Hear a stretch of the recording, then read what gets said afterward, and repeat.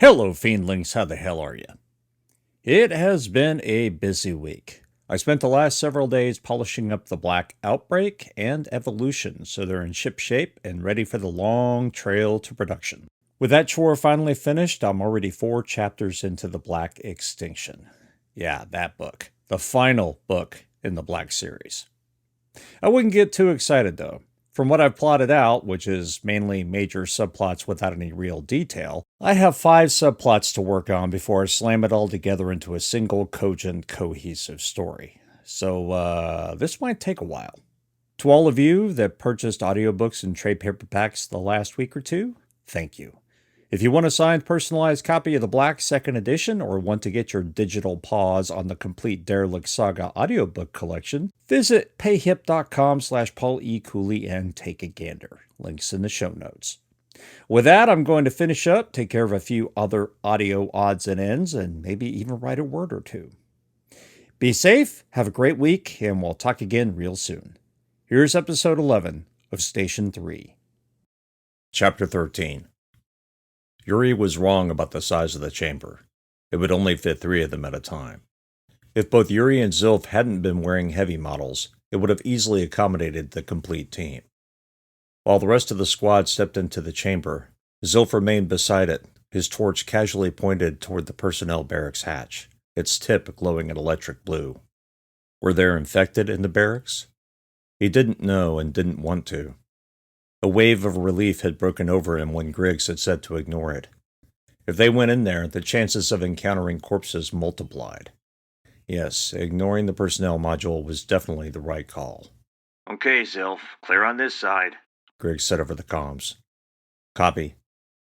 Zilf backed up carefully, the sounds of his footsteps echoing dully in the large dock area. Using his rear cam, he oriented himself in front of the chamber hatch before sending it the command to cycle. The hatch opened, but Zilf didn't turn. Instead, he backed in, his torch still burning. He didn't turn it off until the hatch closed tightly. The decontamination procedure was relatively fast. Same old song and dance with UV, vacuum, and halon. His rad count appeared in green numbers on his HUD. Nothing but background, as expected. The suit would have let him know if there was a problem. After the hatch cycled, Zilf stepped through and into the refinery. Griggs and Harvey stood a dozen or so meters closer to the first centrifuge. The wide, tall cylinder rose more than 2 modules high. He didn't want to think how long it took to print these. Even in sections, it must have been nightmarish. What kind of refinery is this? Yuri asked. When Harvey didn't respond after a moment, Yuri merely said, Oh. He can't tell us, Zilf thought. Not unless he wants to violate the infamous Shinsho contract. They knew the refinery was nuclear in nature, and that would have to be enough. A bank of control stations, their large hollow displays dark, status lights flashing, littered the deck. Some stood on daises, with more at deck level. Each workstation seemed attached to a geographical location, probably within a few meters of the equipment they monitored. If he knew Shinsho, and Zilf did, each of the stations could be used by any authorized personnel, regardless of their location. The only exception was for the control center, which typically housed the engineering brain trust and plant management. Regardless of the physical kill switches in the refinery, the ultimate lockout and lock-in was all up to the people in the control center. Hundreds, maybe thousands, of nearly invisible microcameras no doubt provided surveillance views of the entire complex. Not only that, but archives of every instrument reading for months, or maybe since the facility first booted, was stored somewhere inside the control center itself. Unless they have a black box protocol, Zilf thought. How large is the control center? Griggs asked Harvey. After a moment's hesitation, Harvey pointed a finger at Zilf. Not big enough for those two. You and I will be fine. Yuri, perimeter. Zilf, cover the lift. I want to make sure nothing gets behind either of you or us, he said, gesturing to Harvey. We'll try and make this fast. Glad to hear it, Yuri said. He walked to the corner of the first centrifuge, then walked backward 2 meters in a straight line. When he finished positioning himself, Yuri's cam feed showed a nearly perfect 45-degree view of either side of the cylinder. It wouldn't cover the blind spots like the aisles between the massive machines, but if someone were to try and make it to the lift, Yuri would see them. So would the rest of the team. Zilf followed Griggs and Harvey, putting a couple of meters between himself and the control center lift. His plasma torch tip glowed as he scanned the bulkheads looking for sign of anything unexpected. Smooth, well lit, with nary a shadow in the catwalks. No reason for his hackles to stand up on the back of his neck, yet they were, and now his entire body trembled with gooseflesh. Too empty, he thought. If the emergency had happened during his shift, and from what Harvey said, that was the case, where were the bodies? No one had been in the dock. Was no one in here either? Maybe, Shark, he could hear his father saying. Ask Turtle when he has a moment. Zilf grinned at the memory. His way of telling his son to do, not think, when it was time to do. Deep thinking was for later. Not a chance, he said aloud, mic muted. Griggs's cam feed appeared on his HUD along with Harvey's. The view panned sickeningly as Griggs checked his area before stabbing the lift button. A control panel lit up with a flashing power icon. Zilf? Griggs asked. The moment Zilf saw the icon, he found the lift and connected to it. A slew of diagnostic information scrolled across his HUD, but the final error message was all he needed to see. Power systems fault, followed by a digital fingerprint. Okay, Zilf said. There might have been an extreme power surge. A couple of circuits are burned out. Something fixable? Griggs asked. Zilf brought up the schematics console, found the breached board, and removed it from the system. Interior power to the lift car is dead, he said, but the manual buttons should still work. Copy, Griggs said. Is it coming down? The lift hatch slid open, revealing a dark, enclosed space large enough to comfortably fit 5 normal-sized human beings. The overhead lights cast long shadows across the car's interior, leaving the upper corners in complete pitch. Griggs activated his suit lights and cleared the lift. He gestured to Harvey with an impatient wave. To the back, Doc, and turn on your suit lights. Harvey paused a moment before his suit lights came to life. He entered the car, and the lift hatch closed. Got my feed? Griggs asked. Affirmative. Both Zilf and Yuri responded. Not that the feed was much to look at. Griggs had his external mic active, although all Zilf could hear from his feed was the hum of the lift and the occasional ting of Harvey shifting on his heels. Yuri, I need to check on something with my interface. Copy. I'll be extra vigilant. A few blinks and he found the station link. The connection provided him with a list of control systems, most of which were locked out. His authorization codes didn't work either. Afraid of that, Zilf said. What? Yuri asked. We must be inside a most secret facility. None of my codes work to access the computer array, Zilf said. First time for everything, I guess. Yuri made it sound like teeth clacking together. You have any more good news? I can't figure out what's operating beneath us, Zilf said. Was hoping I could connect to the interface, see a status, and get some idea. Yuri was silent for a moment. Worried we have a reactor meltdown in progress? Zilf nodded. Or something worse. Snickering, Yuri said, What's worse, Handley 5 got you wistful?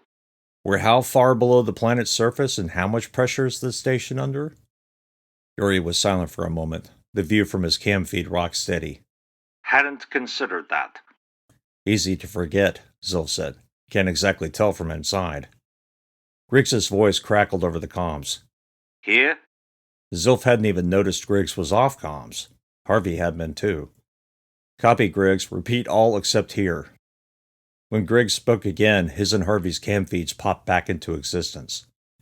Guess the lift is shielded, he said. We're at the control center entrance. Harvey's codes keep failing. Lockout? Zilf asked. Probably. Since he's the chief medical officer, he should have access. Apparently not, Yuri said dryly. Zilf already tried to hack in, as did I. No luck. It's a sysop lockdown. Shit, Griggs said. So how do we get through? Harvey asked. Yuri chuckled. Ever met my friend the plasma torch? He burns through anything. Given enough time, Griggs said. Zilf, ideas, other than turning metal to slag? Not really, Zilf said. I was hoping we could boot up some systems from the control center. Maybe disable the lockout from there. How thick is the hatch? Griggs's camera panned to show a thick, narrow, one-way airlock. It was only large enough for a single suited occupant at a time. Same setup as at Hanley 5, Zilf thought.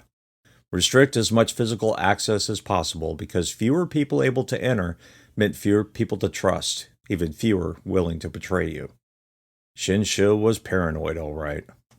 We burned through there, Zilf said. What security systems do we have to worry about, Harvey? The doctor was quiet for a moment. I don't know, Harvey finally said. Yuri's cam feed bounced slightly, and Zilf smiled. The Neo-Russian was itching to destroy something. So was Zilf, but he let the other engineer have this one. After all, standing sentry in a dead refinery wasn't exactly a difficult job. Okay, Griggs said. I'll send the lift down. Zilf said immediately, Yuri will come up. The other engineer looked back at him, and Zilf knew the man was smiling. An unspoken protocol between them. Share the work. They were both skilled in what they did, but neither considered the other as superior or inferior, merely an equal. Moving to relieve you, Zilf said. Yuri held his position, but the private comms came to life. What do you think the security systems could be? Zilf kept his external mics on, listening to the cheerless thud of his armored boots on the workdeck surface. If you're unlucky, the system will react to the breach. Since you're in an EET, I doubt it will do much more than chink some armor. Griggs and Harvey should keep a couple of meters distance. Copy, Yuri said. If I'm lucky, nothing happens. As if we're ever lucky, Zilf said. But yes. He reached Yuri and took his place. The Russian slowly backed away from his post, his helmet swiveling as he panned around the area once more. What had they said in training? Ah, yes. Zilf could practically hear the drill instructor shouting, Look twice, die once! Give a shout, Yuri said, and started into a slow jog to the lift. Zilf split his HUD between Yuri's and Griggs's cam feeds, and his own rear camera. Keeping track of 3 different cam feeds while remaining focused on what was in front of you was another part of their operator training. If you couldn't handle 3 feeds, you washed out. Zilf had certified for 7. The trick was to ignore the cam feeds altogether. You were looking for movement to go along with the noise on the comms. No abnormal noises? Probability of a threat melting out of the shadows was pretty low. But you also had to train yourself to match those 3 feeds with certain expectations. His rear cam feed, for instance, was static. If anything moved in that area of the HUD, it meant he needed to turn and spray plasma. A chill ran up his back for no reason. Not true, he told himself. Plenty of reason. This place is a tomb. Harvey, Zilf asked over the squad comms. How do we get to the umbilical from here? We have to take another lift. Top of the refinery is where the umbilical begins. Wouldn't surprise me if we'll need to cut through there as well.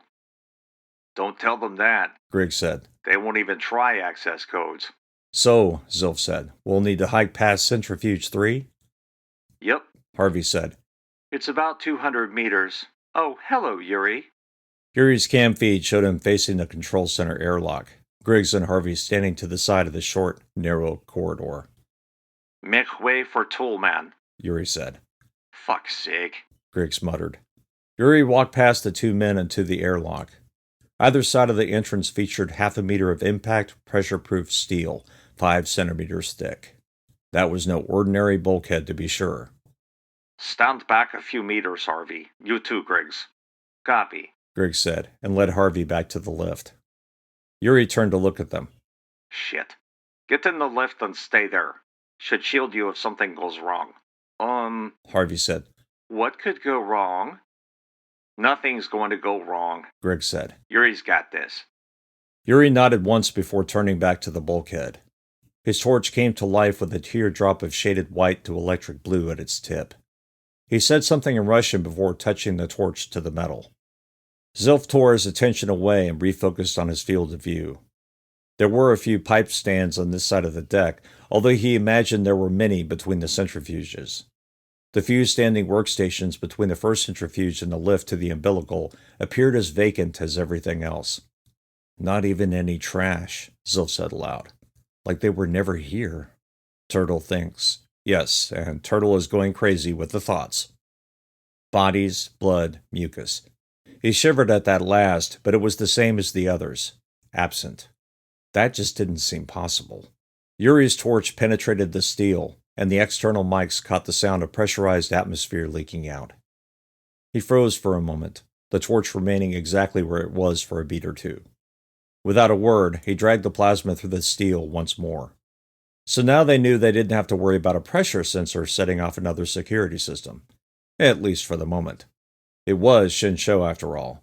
You could never guess what lengths they would go to protect company secrets. Zilf raised his head slightly so he could see the cylinder's top edge. Long way up, he said to no one. The stacks are even higher? His skin itched. Turtle was slowly transforming back to shark. Something was wrong, but he didn't know what. Not yet. Seam, Yuri called out. He'd finished cutting the first vertical line. If Zilf knew Yuri, the Russian would spend less time in the other cuts counting on his fists or feet to do the rest of the job. Zilf turned his head and studied the second centrifuge. Something was at the top of it. Even with his visor set to maximum zoom, he couldn't tell what it was, but it hadn't yet moved, and that was the most important detail. If Griggs could bring up the control center, maybe he could use the surveillance cameras and take a look. Seam, Yuri called out again, and began making the first horizontal cut, which would bisect the two vertical cuts. Zilf connected to the squad comms. Folding? Folding, Yuri said, his cam feed remaining steady. Haven't done one in a while. Need practice. What is folding? Harvey said. Yuri's torch ceased its roaring blue flame, and its tip once again became little more than a glowing teardrop. He pulled back his non-tool arm and pistoned it forward, palm out.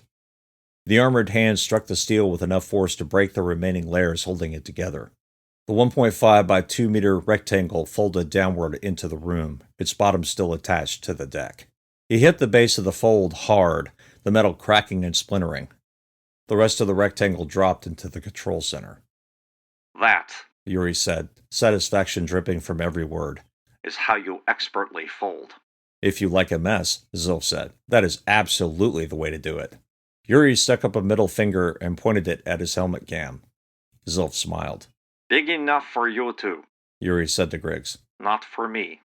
Harvey took a step forward, but Griggs blocked him. To Harvey, he said. Me first, Doc. Yes, of course, Harvey said, shifting uneasily on his feet.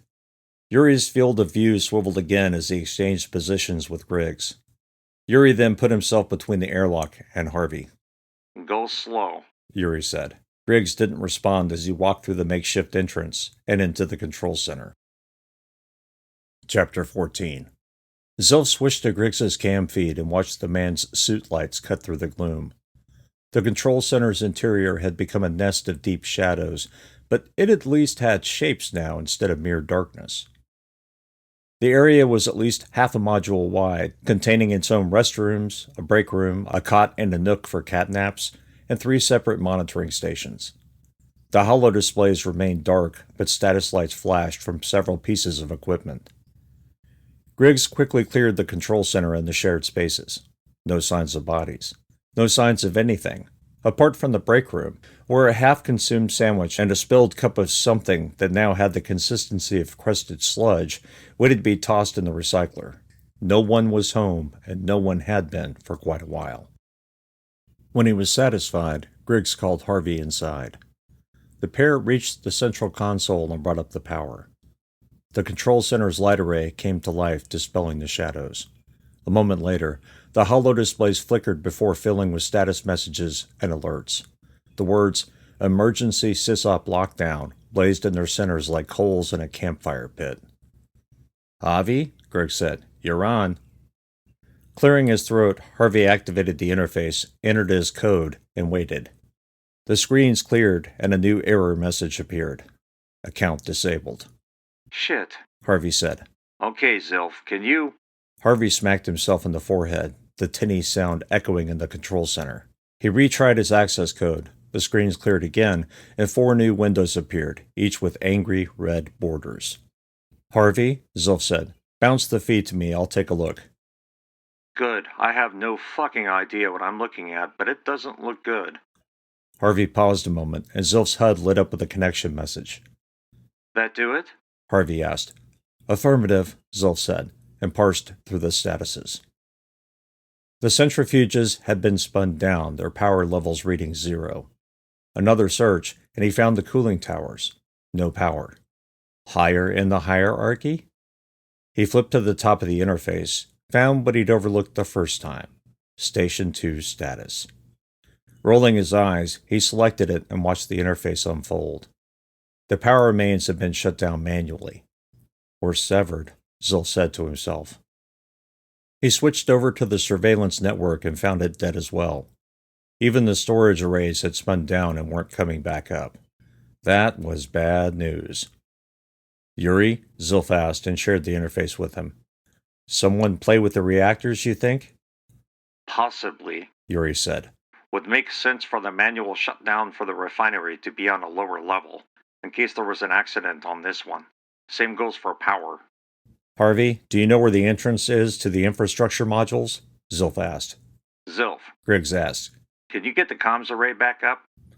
No, Zilf said, having already checked. No power. We'd have to find and activate the emergency setup. If there is one. He paused a beat. Harvey, do you know where it is? For Station 2? Another moment passed. In our station, it's with the barracks. You don't remember where it is on Station 2, or if it's with the barracks? Griggs asked in confusion. No. Harvey stammered. I mean, yes, I remember. It's in the barracks. Fuck. Yuri said. Was hoping you would forget. Zilf felt the same way. He'd rather go down into the bowels of the station to restart the power than walk through that place.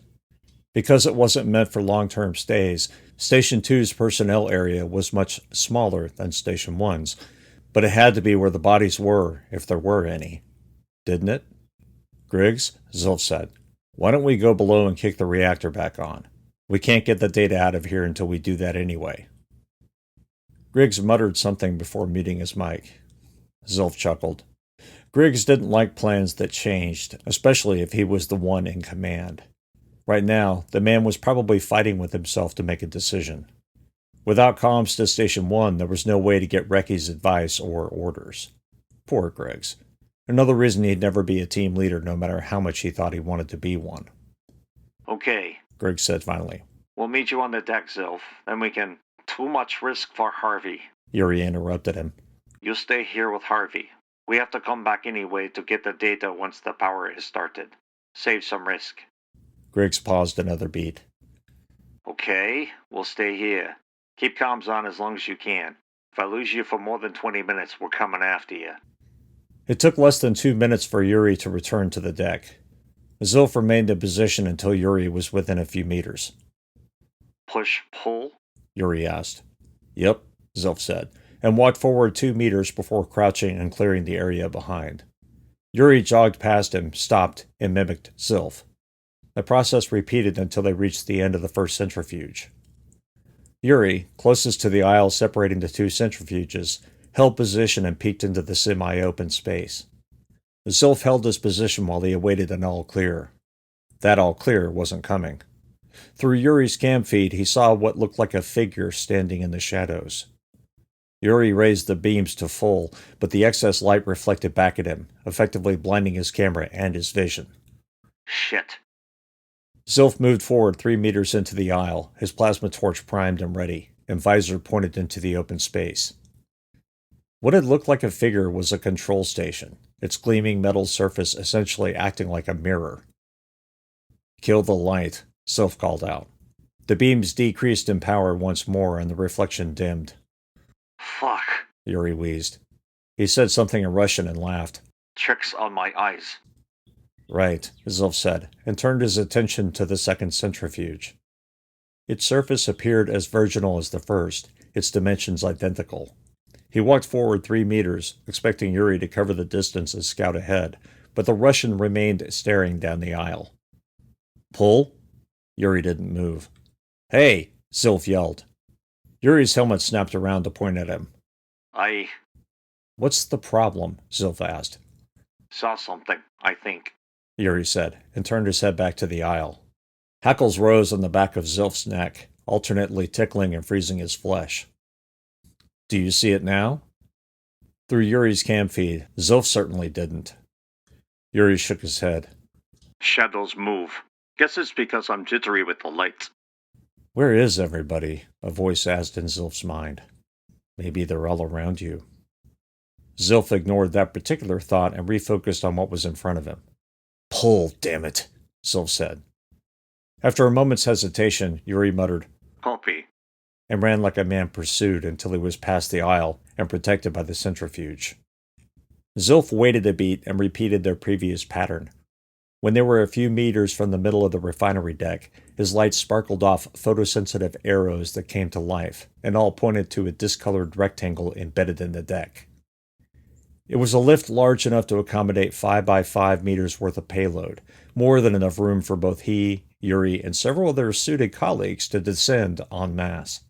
Perfect. Okay, Yuri, how do you feel about dropping down together? Yuri said. Better than dropping alone. Get centered, Zilf said. The pair walked as far toward the middle as they could, turned, and placed their backs to one another, leaving a bit less than 200 centimeters between them. Ready? Zilf asked. Da, Yuri said. Just don't fart. Shaking his head and trying not to laugh, Zilf activated the lift, his suit registering the sudden jerk of motion.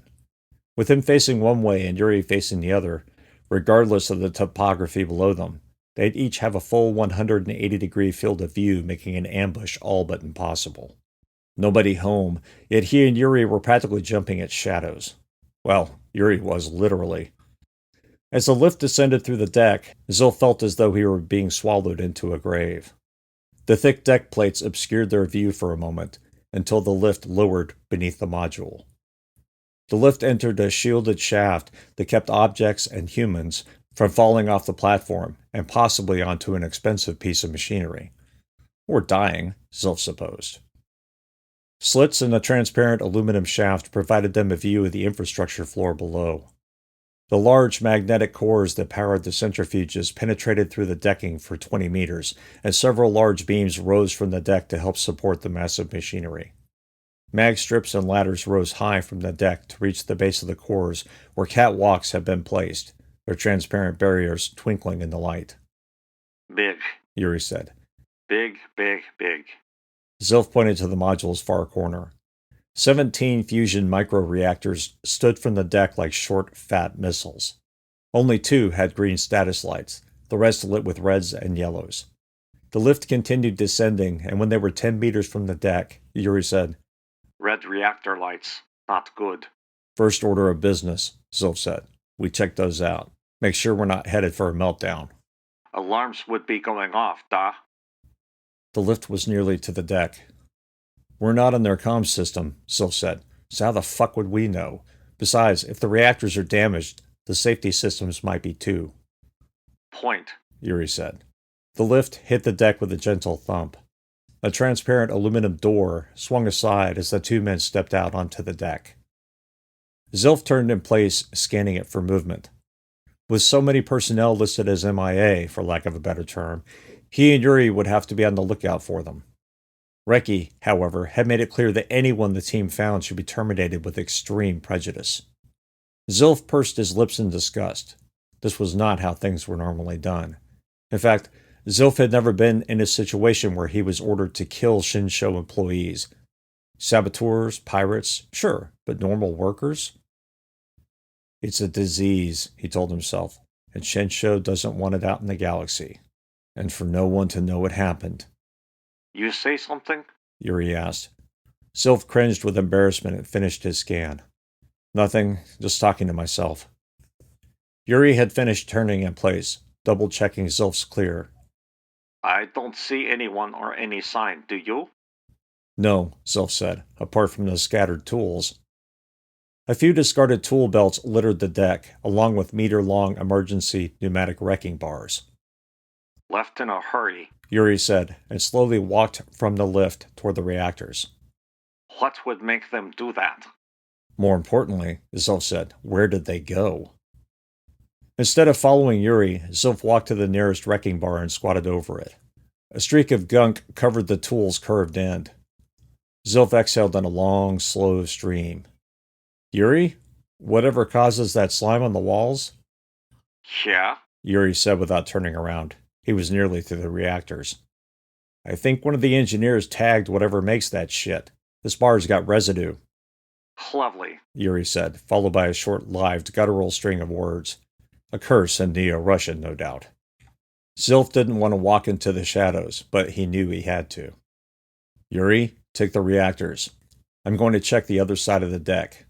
So long as you can watch my six, Yuri said. Don't want any surprises, although from what you said, sounds like we missed whatever happened. Agreed, Zilf said, and continued walking to the next discarded bar. From the lift, he hadn't been able to discern much detail, but now it was easy to see that the end was chipped. The 1.5 meter long segmented pieces of steel bent at an odd angle, but streaks of the mucousy substance stuck to the first 10 centimeters. Another one, he said.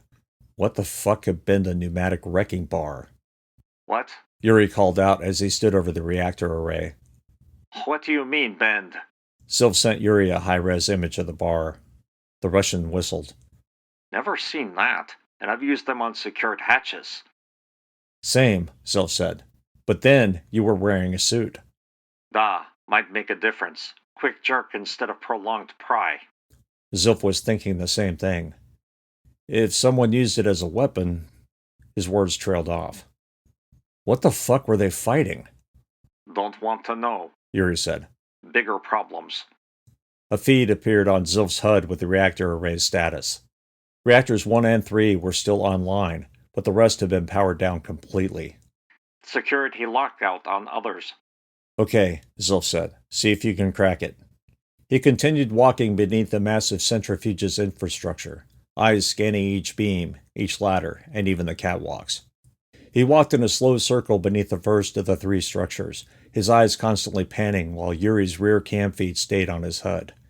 After a few moments, Zilf moved to the second and began the process again. Okay, Yuri said. Cracked. Shinsho really shouldn't give us these tools. We could cause enormous mischief. We're here because of mischief, Zilf said dryly. Now we need helpful mischief. Shit, Yuri said. No good mischief possible. A new status list appeared on Zilf's HUD. The fusion reactor array, with the exception of 1 and 3, were out of fuel, their chambers empty of deuterium. No fuel, no reaction, no power. What the fuck? Yeah, fuel lines? Maybe, Zilf said. Locate them. With a sigh, Yuri said. You could say please. Zilf grinned. Please fucking find the fuel lines. Better. From beneath the second centrifuge's massive infrastructure, Zilf didn't have a complete view of the catwalks. Someone could be up there and he wouldn't know it. Luckily, neither he nor Yuri had to go up there.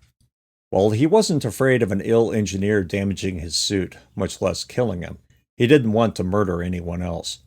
The few in the medbay had been enough, Allah forgive him. The sight of a human being flash-fried by a cone of superheated plasma wasn't one he could easily push from his mind. Things had happened so fast, he hadn't had time to think, only act, and he knew what he'd done had been the only thing he could do. Protect the team, protect assets, protect the mission. That was his job when he wasn't actually repairing or engineering a patch to keep a reactor or station from blowing sky high.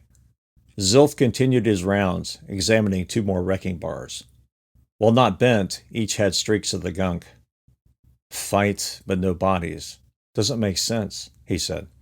Most of these bars show signs of coming in contact with the ooze, but there's no blood spray or extraneous liquid here. Not even gunk on the structures. Is strange. Yuri agreed. Didn't know what to expect, but hadn't dreamed of this. Should at least be tatters of suits, yes? Zilf had been thinking the same thing. The personnel down here should have been wearing engineering suits to save them from gas leaks, venting, and Allah forbid, damaged radiation shielding. The tough suits were made to handle a formidable level of wear and tear, but in reality, they were little more than thousands of layers of hardened nanofabric with an HVAC system and an atmosphere generator. Those everyday suit arms were slightly augmented, but nothing like an EET suit. He furrowed his eyebrows. Didn't they say Zhao Tu had an EET group here? Yuri said. Guess they're not as good as us, else they'd be here. Zilf couldn't disagree with that. The thought of anything short of heavily armed combatants, a reactor meltdown, or collapsing structures severely damaging an AET suit was delusional. At Handley 5, both he and Yuri had had to dig themselves out of the debris of a floor that had collapsed upon them both. Apart from a few dents in the armor and a completely raked exterior, neither suit had been affected. What happened here?